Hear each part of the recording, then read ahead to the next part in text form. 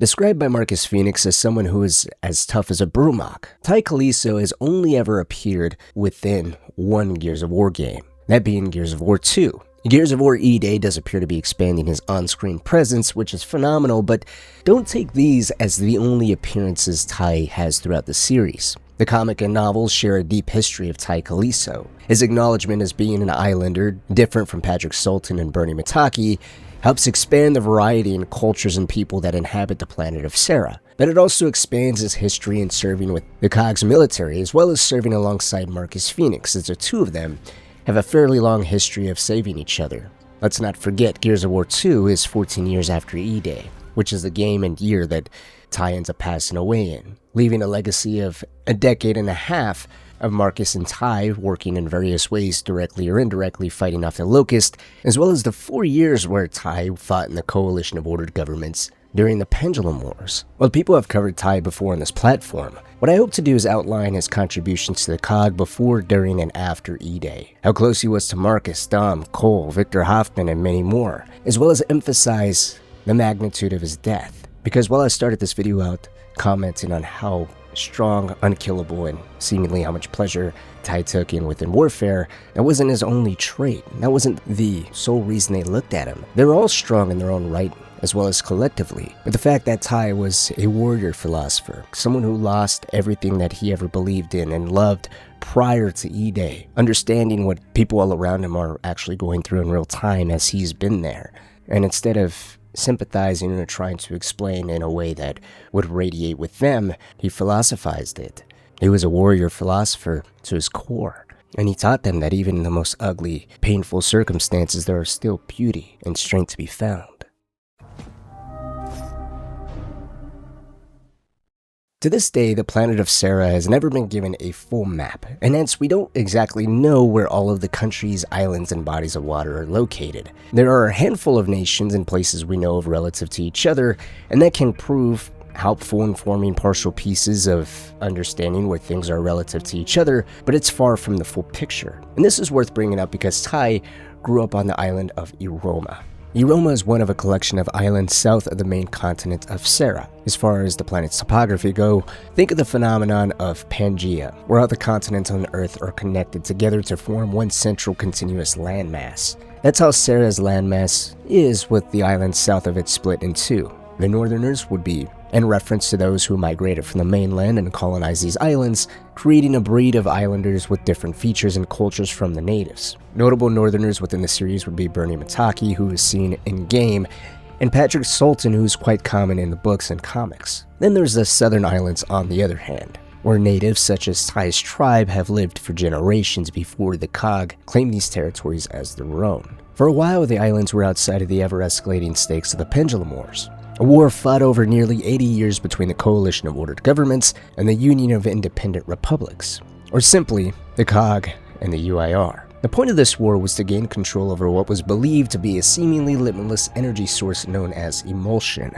Considering the islands themselves were officially claimed as territory of the COG once they were conquered, and since we don't exactly know when they were conquered, it's harder to definitively say when or how, or even why the UIR decided to attack them. It is possible they just wanted to cut off the island's supply of manpower, as the islands were known for providing the COG with some of the best gears they ever had. Gears that were particularly gifted when it came to tracking, sniping, and even living off the land. As a note here, Bernie Mataki would actually go on to be the instructor behind the special forces on how to kill animals, degut them, skin them, and cook them properly so that way you don't get sick. Skills and methods she learned from her own cultural background in the northern islands.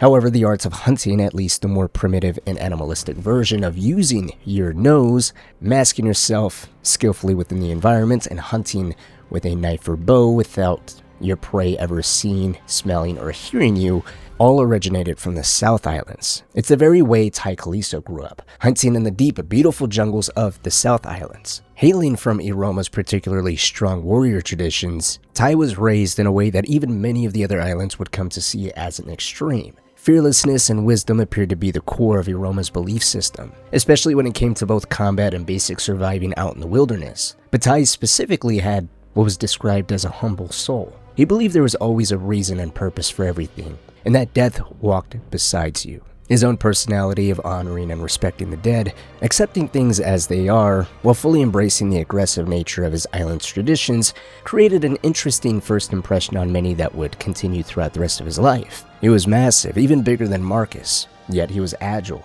fearless, and of course sporting those impressive tribal tattoos, but his composure was anything but aggressive, even calm. That was until the UIR invaded his home. 4 years before eday, the UIR launched a surprise attack on the island of Iroma. The attack was meant to effectively, by the looks of it, take no prisoners, as the UIR troops arrived with heavy weaponry, flamethrowers to burn down homes, and huge swaths of jungle if needed to be, and of course attack helicopters known as chimeras. These were at the time standardized choppers designed for close air support for attacking infantry, with their primary ordnance being 2 heavy caliber machine guns for infantry and 2 rocket pods meant to be used against light armor units. Not as if they were really needed for that, as pariah tanks were deployed alongside Asp's and APCs. Pariah tanks were overkill as it were, as they were heavy hitting tanks that usually fought against cog tanks and the larger, more devastating cog centaurs. But here, on an island of tribesmen fitted with shields, bows, knives, and overall primitive means of attacking, it was nothing short of a slaughter. Assuming those running late to the frontline battle realized this, those in the thick of fighting opting to retreat, or a mixture of the two, it appears the fighting went deeper into the island's jungle, with many of the natives opting to utilize their natural skills of hunting and knowledge of the jungle to their advantage. This is precisely what Tai did. This would be the very first time Tai seems to have used his skills to hunt down people as his prey, going so far as to mask his scent, hide his movement, and prowl on UIR troops, unaware death lurked around the corner, lying in wait for the smallest, simplest slip-up for his chance to strike. Having nothing more than a strip of cloth to keep himself from being completely nude and a simple knife, Tai committed himself to the hunt, swiftly taking the life of his first Indie with a quick strike to the neck. He'd go on to take the soldier's pistol and use it on his former comrades. As he says, adapting out here was crucial for survival. From what we can gather, he did manage to stop one UIR patrol from reaching its target of a village described as a few miles away, even taking the time to carefully arrange the bodies of his prey. He stacks them on top of each other along the central walking path, making sure they're impossible to ignore. He goes even further, placing one of their heads on a spike, almost decoratively, as a warning of the fate that's waiting for anyone else who follows. With that, he disappears back into the jungle, continuing his hunt as if this grim display was simply another step in an ongoing process. But despite all of that, it unfortunately isn't enough. When he eventually returns home to his village, he's met with a horrifying sight. The entire place has been burned to the ground, reduced to ash and ruin. Everyone he knew, his relatives, his close friends, wives, daughters, mothers, children, have been killed. Their bodies mutilated and stacked on top of each other at the base of a roaring fire, mirroring the very brutality he had inflicted on others. Left standing there, he's overwhelmed, caught somewhere between disbelief and heartbreak, trying to process a loss that feels as deep as it is immeasurable. It's in this moment that we're given a line that defines not only how he sees war, but how he justifies the war he's now fighting, and the one he will later wage against the Locust. He says, "Some have said war is hell. War's not hell, for in hell, innocence is spared." An acknowledgement of the loss of innocent life. He disappears into the jungle and commits himself to killing anyone he finds not native to his lands. Armed with a bow, still no clothing, and a knife, Tai continued to stalk the jungles, losing himself in the process. The UIR's attack on Roma wasn't left for the natives to handle alone. While unsure how long of a time frame passed, the COG would go on to mobilize forces and send them to the island to counter the UIR's indiscriminate slaughtering. Of all the gears ready to face the UIR head-on, it was decided one of the most decorated and renowned units of all time would be sent, the 26th Royal Tyrant Infantry, otherwise known as the 26 RTI, the Unvanquished for short. Many prominent members have fought within this unit. Adam Phoenix, Helena Stroud, the father of Marcus Phoenix and the mother of Anya Stroud, respectively, and Colonel Victor Hoffman, who would later go on to be head of Special Forces, hero at the Battle of Anvil Gate. Well, all of them heroes in their own right and their own times, but now was the time of new blood. Private Marcus Phoenix, Carlos Santiago, and Dom Santiago, before joining Special Forces, were part of the unit now. Within the comics, officially, it looks as if only Marcus was there, but I still wanted to mention the others as it is plausible they were there as well. The time frame of the COG getting ready to respond to the UIR is also important because the desire to essentially avenge those who were killed at his village became all Tai was focused on, sharing that when a man has nothing left, when everything is taken from him, he becomes his enemy's worst nightmare. Effectively acknowledging this is all he's living for. He has nowhere to return to and has developed a skill at hunting his enemies like no other. That is until he meets Marcus. Walking down a central path within the jungle late at night in what appears to be torrential rain, as Tai raises his bow to claim another victim. Without turning around, Marcus warns him this isn't a smart move for him, that he shouldn't try anything. Since at his core Tai is a warrior and this is probably the only time he's ever been caught by someone he was stalking, especially in such difficult conditions to be caught by sight, sound, or smell, definitely would have piqued his interest. But then there's the contrast of not panicking, shooting, or threatening him in any way undoubtedly served as yet another opening to have Tai at least face him as a warrior and show himself as he does. Then there's the second phase of the, let's call it conversation. Marcus shares that he's aware that Tai's people have been massacred, that he's not part of the UIR, that he's here to get rid of them, and hence the two of them aren't enemies. The last things he ends up saying to Tai is that he's aware the COG aren't saints. They aren't entirely different from the UIR, but they are going to be on the winning side, and he'd rather have Tai with them. As he goes to walk away, Tai reflects on his words, thinking that now he's ready for a change. After so much time within the jungle, after so much time of devoting himself to isolation and death, he's ready to stand for something more beyond himself. And so he decides to join the coalition, becoming part of the same unit that saved his island. I wouldn't go so far as to say Marcus technically saved Tai this day. I think that is open a little bit to interpretation. When you lose yourself and find someone who can catch you, basically identifying without saying it that if not equals, he's at least good enough to spot you in a way that others have failed, and then chooses to leave you with an offer to think about it on your own time, I suppose that is a form of salvation. At the very least, salvation of yourself. Within a year of joining, Tai would be assigned to C Company within the 2-6 RTI. C Company was under the leadership of Major Helena Stroud, with Bernie Mataki serving as a sergeant. Carlos and Marcus still serving within the unit, although Marcus had hit the rank of corporal by then. The unit and its new round of members have all had varying levels of experience fighting the UIR, with the biggest change coming in preparation for Operation Leveler. I have a full video on this if you want to check it out in minute details, but the short version is 2 years before eday and about a year or two after Tai joined the COG, a secret mission was meant to be launched against a weapons research facility. Later, this battle would be known as the Battle of Aspho Fields or the Raid on Aspho Point. And the reason being was it was effectively two operations rolled into one. Hoffman's commando unit would hit Aspho Point, where the research facility was located, with the goal of extracting all the vital data the facility held, while Helena Stroud's 2-6 RTI would provide support, taking control of Aspho Fields, denying the UIR reinforcements reaching the facility should they discover what the COG was up to.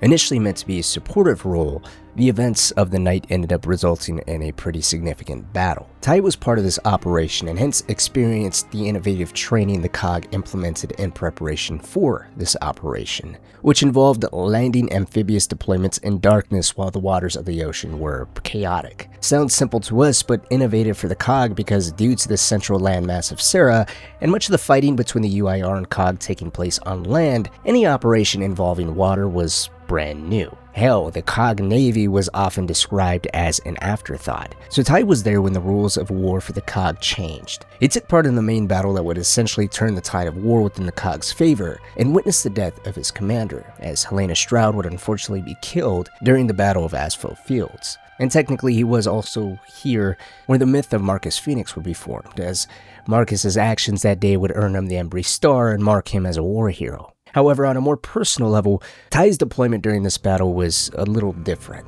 Unlike Carlos and Marcus's area of fighting, taking place over marshlands and a bridge, Tai fought in the urban areas of the battle. Holding down an area of broken buildings seemingly by himself, he would end up killing 2 UIR soldiers, or more accurately killing one and wounding the other. Through the helmets of the UIR soldier, Tai could hear him speaking, fearful of death and lamenting over just how he wanted to see his family one final time. Tai would take the soldier's helmet off and show some sympathy, telling the soldier his parents know he's sorry already, to be at peace and go. The soldier would die in Tai's arms. Some interesting bit of lore here is UIR troops and COG troops didn't natively speak the same language. It also was not common for either side to have many people casually, or even within civilian ranks that are more on the educated side per se, to understand what the enemy was saying. So I take this more as a human level of understanding what the UIR soldier's final words were, rather than Tai literally understanding what he was saying. Regardless, the words are less meaningful than the actions. Tai stopping to show sympathy and ease this man into the next life. A man who wore the uniform of the people that raised his village and killed everyone he ever knew, pushing him so far over the edge that he just devoted himself to slaughtering everyone that he came across within a jungle. Now didn't react in anger, but in peace, even sharing that his people believed the body was a sacred thing, but only when a soul dwelled within. Once the soul passed, the body was nothing more than a husk. Dialogue that doesn't just show he found a new way to continue to honor his ancestors and their belief system, but the justification behind using this dead body of a soldier he quietly shared a deep moment with just a few seconds ago, now as a human shield to protect him from his comrades' incoming fire, helping him gain the advantage in killing all of them and standing over their corpses. As he says, their enemy forgives them. Perhaps he really did forgive them, or more accurately took so much pleasure in the fight it allowed him to forgive them. Whatever the case, Operation Leveler would be a success. Marcus would go on to be promoted to the rank of sergeant, and from there, Tai continues serving as part of the RTI for the remainder of the Pendulum Wars. And over time, he would become part of Marcus's squad composed of Marcus, Dom, Tai, and Patrick Sultan. Patrick served within the Pendulum Wars as a sniper, providing overwatch for Marcus and Carlos on one of their earlier deployments. As I mentioned earlier, he was a Northern Islander that was quite different from Tai. Where Tai accepted things as they were, Patrick refused to believe destiny was outside your control, and anything coming your way, you deserved if you believed otherwise. The huge contrast between the pair's personalities would result in some funny moments of Patrick getting angry while Tai is blissfully mentally elsewhere. But the bigger point is the four have history. Immense amount of experience fighting the UIR, individually as well as collectively. They would be deployed to clear up a remaining UIR unit holding out in Gato City within the independent Republic of Furlan. While a very short skirmish, it's arguably enough to show how well these four communicate with each other, without even really saying anything as well. While pinned down by a squad of UIR troops, Marcus would order Tai to fire an RPG at them, in order to give Pad cover while he moves into position to snipe them. Tai would fire the rocket while Dom and Marcus lay down covering fire to further support Patrick, who when in position sniped the main gunner, providing an opportunity for the other three to storm the UIR position, turning the tide of this small skirmish in their favor in a handful of seconds. Their last deployment against the UIR would be 2 weeks later. Stopped on a cliffside overlooking a town in Furlan, the Gears would hear over the radio, then Chairman Thomas DeYeel has announced talks of surrender of the UIR. Credit for the surrender was given to Professor Adam Phoenix and his Hammer of Dawn project. This was thanks to the unexpected deployment of the Hammer of Dawn a week earlier, completely annihilating a fleet of UIR ships, saving a number of Gears pinned down from the ships that were requesting support. Acknowledging the UIR had no form of defense against a weapon that can open up the sky anywhere at any given time, UIR Premier Yuri Deschenko believed now was time to stand down. As all the Gears cheered in celebration of the 80-year conflict finally coming to an end, Tai would take the moment to attempt to brighten Marcus up, telling him that his father has truly found his path in life. And with that, the Pendulum Wars is over. Eday appears to be when we get some major holes covered up because as of right now, we don't know much of what Tai was up to on that day. By the looks of the trailers, he will be present, and as I pointed out before, him saving Marcus's life from a Locust drone may actually appear in the game. The funny thing about that is, from what we currently know about Tai's earliest moments within the war against the Locust, the moment when he actually saves Marcus, within the book, it takes place 1 year and roughly 1 month after Eday. And it does share elements of the exact same circumstances he ends up saving Marcus from. So from now until when that game ends up coming out, there might be some alterations, but as of right now, since Emergence Day, Gears were constantly rotating in and out of places to help refugees, fight the Locusts, and clear places out. So Marcus, Dom, Tai, and Patrick, as of 1 AE, or 1 year after Emergence Day, have been a part of constant fighting. Through this year, at some point, the old squad of Marcus, Dom, Tai, and Patrick would come back together, falling back into that rhythm of assuming what would be known as kill zones between them without needing to communicate. Their bodies would just react, with everything feeling second nature to them. One would usually take Overwatch, typically Pad, while the other 3 went in on personally taking on the Locust and commanding civilians caught in the crossfire to get down or hide for cover. That's how they operated in combat. Privately, it was just as understanding between each one of them. Dom had already lost his children, on eday, constantly worried about his wife Maria, who was back home, left alone while the world was ending. Pad, on the other hand, lost his spotter, a gear by the name of Baz. Pad would go on to reprogram the bot's name to respond to the name of Baz as a form of coping with the loss of his friend, killed sometime after eday. No one dared ask him about it or make any word of it, just as they did the same of Dom's children. But Tai would go on to make fun of Pad's inability to get their armadillo moving, commenting on how you should embrace what you cannot change, a comment that only someone like Tai could make.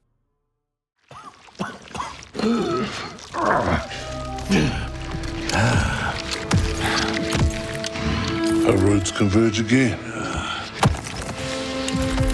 Marcus Phoenix.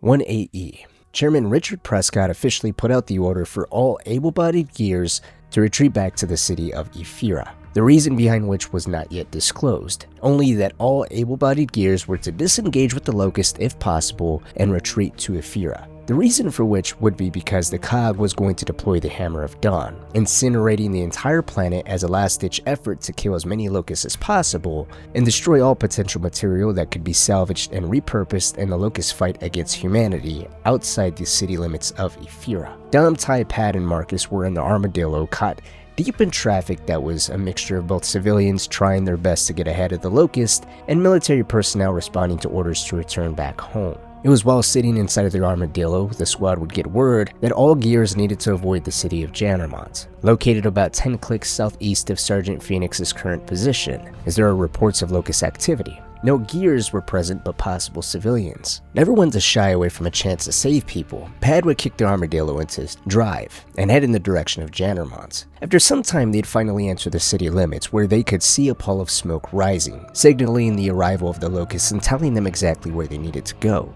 As Pad began speeding, he ordered Tai to put a belt of ammunition into the Armadillo's turret, saying he'll provide covering fire and if it all goes well, none of them need to dismount. A plan that was quickly abandoned when they found the center of the pall of smoke. The smoke was coming from a grocery store. The roof was on fire, the front windows were all blown out, and Dom could see Locusts terrorizing shoppers inside. Too many shoppers to use the Armadillo's turret, so Pat improvised. He brought the Armadillo 20 meters away from the front door, close enough to not get caught out in the open. As soon as the vehicle stopped, Marcus hopped out. Tai followed. They used the APC for cover while Dom ran to one side of the front door of the store, yelling at civilians to get down, hoping that by doing so, he could be given a clean shot of any Locust possible. Marcus, seeing the civilians overwhelmed by fear to respond appropriately, disappeared into the store aisles. Tai instinctively would follow. Dom would next, yelling at Pad to evacuate the civilians to reduce accidental friendly fire. And from there, Dom would dart from aisle to aisle. Fearful, the next corner would be a civilian he unexpectedly shot, or a Locust he hesitated a moment too long for. At one point, movement on the far end of his periphery got him to turn and almost open fire, when he realized just fast enough the thing he was about to shoot was Tai, hopping over shelves in the direction of screaming. The next aisle, however, was exactly what he was fearful of. When he turned, he found himself face to face with a drone. So close when he pulled his Lancer up, it smacked the Locust in the chest. The Locust, on the other hand, couldn't even get his rifle up at all. Dom would unleash a burst of fire into the Locust's chest. The fire would knock it backwards, spraying blood on the shelves and tiles. Dom would attempt to run past, surprised at the amount of blood and bone debris underfoot, but then as he skidded on the pool of what he thought was blood, he'd come to realize it wasn't, as it smelled of some kind of sauce with fragments of shattered glass stuttered through it that he believed at first was bone under his boots. When he got up to his feet, the staccato bursts of fire stopped, and he would do his best to take count of all the sounds, believing that if he closed his eyes and focused on the thuds of boots, he can tell Locust from his fellow gears, as he tried to convince himself that the Locust didn't run like gears. He could hear Lancer fire start and then stop as Marcus yelled shit. Dom instinctively ran in his direction. Rounding the corner of the aisle, he seen Marcus standing there with his Lancer. It jammed, as the Locust rammed into him. Using the only thing he had left, the bayonet on his Lancer, Marcus would stab the Locust 4 times. None of the attempts to break the Locust's hide worked. The final thrust resulted in the blade breaking off and flying. The locust would grab Marcus by his collar with one hand, way too close for Dom or Tai to open fire. And for a second, Dom can see Marcus's eyes widen as he attempted to reach for his knife on his side. The look in Marcus's eyes was as if he knew this was when his luck would finally run out. Dom, ever desperate to save his friend, began to move, thinking he could stab the locust in his eye, ear, anything vulnerable enough to save Marcus. And as he was ready to pounce on the locust, he was hit with the deafening sound of a power saw, followed by a terrible smell. Then Tai appeared, seemingly out of nowhere right behind the locust. As the locust screamed in agony, a wet mist hit Dom in the face, and it wasn't until the locust arched its back like a bow and then fell to its knees in a pool of blood did Dom realize Tai was holding a power saw with a blissful smile. Apparently, he carved the locust from ass to waist, a brutal sight that only Tai could finish off with a smile. As Marcus thanked him and told him nice work, Tai said we must improvise. The world is full of weapons waiting to be used. In response, Marcus only aimed his lancer at the wall as if nothing had happened. He waited a few moments before recocking it manually and firing a test shot. He'd go on to say that there's some shit he needs to ream out, that these blades are useless. They need something that actually cuts through the locust and not just piss them off. That he needs to see his dad and go and ask him to come up with some things that actually works. Maybe we can bolt Tai's home improvement kit onto a lancer. Worked bloody well, I reckon, Pad said as he exited the store. Tai's calm, fast thinking, and resourcefulness didn't just result in saving Marcus's life, but created the foundation of a new lancer that would become standardized for the next 14 years in humanity's fight for survival. Not only that, but Tai would inadvertently become someone that kept everyone grounded, as people struggled to make sense of everything or even feared they would never be sane again due to the strain their bodies are going through from stress and constant fighting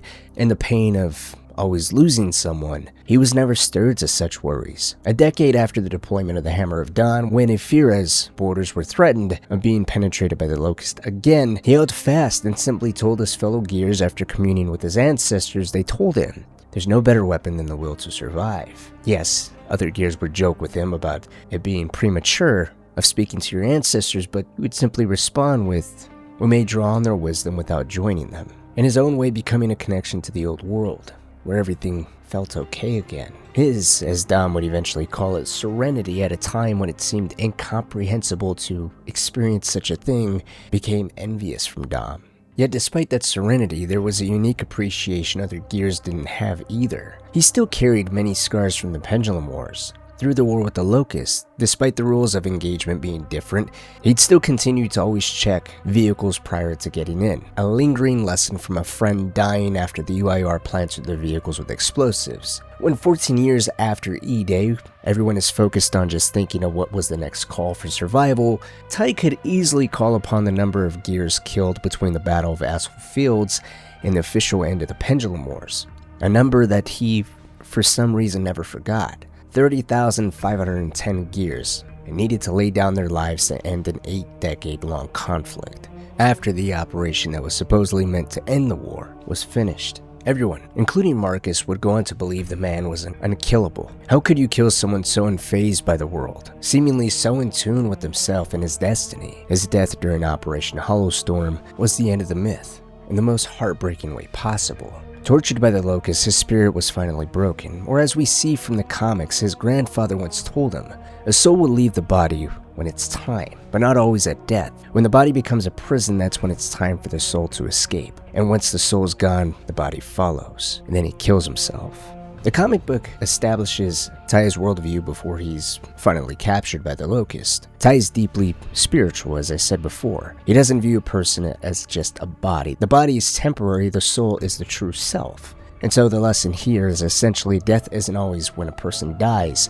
Sometimes a person can lose what makes them them before their heart ever stops beating. When Tai says or remembers that the soul leaves when the body becomes a prison, he's talking about a state where suffering becomes so complete that the spirit can no longer inhabit the body. And then look what happened during his capture during Operation Hollowstorm. He wasn't just beaten, he was subjected to locust processing. Processing is one of the most horrific things in Gear's lore because it's designed to break prisoners physically and psychologically. We know prisoners are starved, beaten, mutilated, interrogated, psychologically destroyed, and kept alive specifically just to suffer. The goal isn't merely information extraction, it's completely dehumanization. When Marcus, Dom, and Carmine find Tai, what shocks them isn't his injuries, it's that Tai is gone. The same man who hunted UIR soldiers through the jungles of Iroma, survived the Pendulum Wars, comforted dying comrades, and remained calm in every crisis, can barely recognize his friends. His body's still there, but his spirit's long gone. The Locusts achieved something nobody else could ever do. They destroyed the unbreakable part of someone that was perceived to be completely unbreakable. So when you say a soul will leave the body when it's time, but not always at death, when the body becomes a prison, that's when it's time for the soul to escape, and once the soul's gone, the body follows. The implication is the torture turned Tai's body into a prison. His spirit could no longer endure what had been done to him. In a spiritual sense, Tai died before he pulled that trigger. And the suicide was simply the body's final act after the soul had already departed. One more longtime friend gone. This time by his own hands, by the destruction of his own mind.